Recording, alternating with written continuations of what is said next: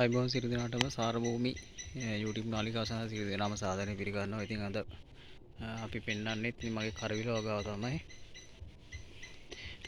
දැන් මේ වෙද්දි ඔයගලන්ට පේනවා ඇති කරවිල වල අස්සන්න එන්න පටන් ගෙන තියෙන. ඉතින් අපි කරවිල වලට අනිවාර්යයෙන් මෙන්න මේ විදිහේ පොඩි ඉටි කවරයක් දාන්න ඕන ඉල්මැස්සාගේ හානිය අවම සඳහා. දැන් පේනවා ඇති කරවල ඔප්පියලා ඉන්නවා. මේ විදිහ අපි හැම කරලකටම මේ විදිහ පොඩි බෑග් එකක් දාන්න ඕනේ. ඒ වගේම තමයි දැන් ඔයගොල්ලන්ට පේන ඇති මේ වැල්ලේ මුල ඉඳලා මම කොළ ටික කපලා තියෙනවා. මේ තියෙන මුල.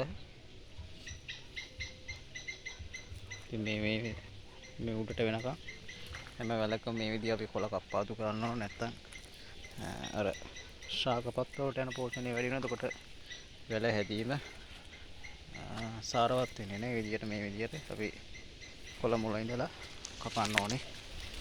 පේනවා ඇති මේක එක ප්‍රමාණයෙන් කරල් හැදීගෙන ඉන්න තියෙනවා. මේ හැම කරලකටම මේ විදිහේ ඉටි බෑග් එකක් අපි දාන්න ඕනේ.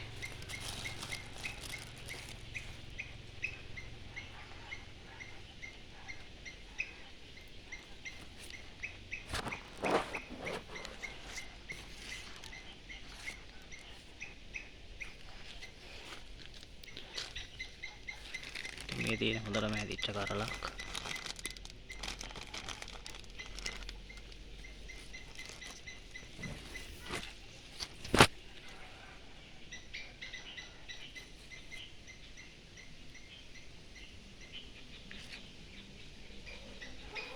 ඉතින් ඔයගලන්ට පේනවා ඇති එක එක ප්‍රමාණයෙන් තමයි මේ කරල් හැදිලා තියෙන්නේ. මේ එක එක සයිස් එකට.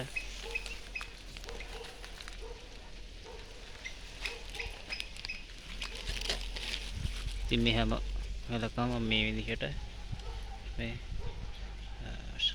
පත්‍ර ටික කප්පාදු කරලා දෙනවා. ඒක අනිවාර්යයෙන්ම කරන්න ඕනේ. වැල මෙහෙම අර උඩ මැස්සට ගියාට පස්සේ මේ වගේ වට අපි දැන් මේකට බෑග් එක අර විදිය දාන්න ඕනේ. නැත්නම් අනිවාර්යයෙන්ම ඔකට ඉල් මැස්සගේ හානිය සිද්ධ වෙනවා.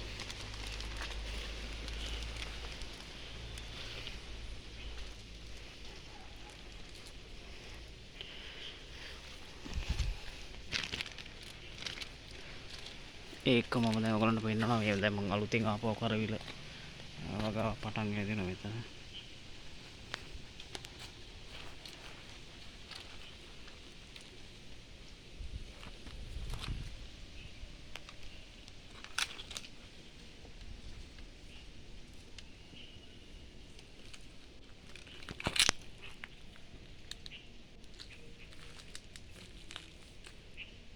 ඉතින් මේ හැම බෑග් එකකටම ගෙඩිය ගානේ තියෙන ඔයගලන්ට වෙනවා. ඉතින් ඔයගලන්ගේ නිවසට අවශ්‍ය කරවිල ප්‍රමාණය වෙන විදිහට හදා ගන්න පුළුවන්.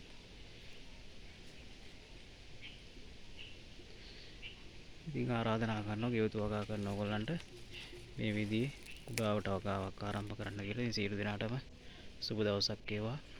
මගේ නාලිකාව සබ්ස්ක්‍රයිබ් කරන්න කියන ඉල්ලීමක් කරනවා.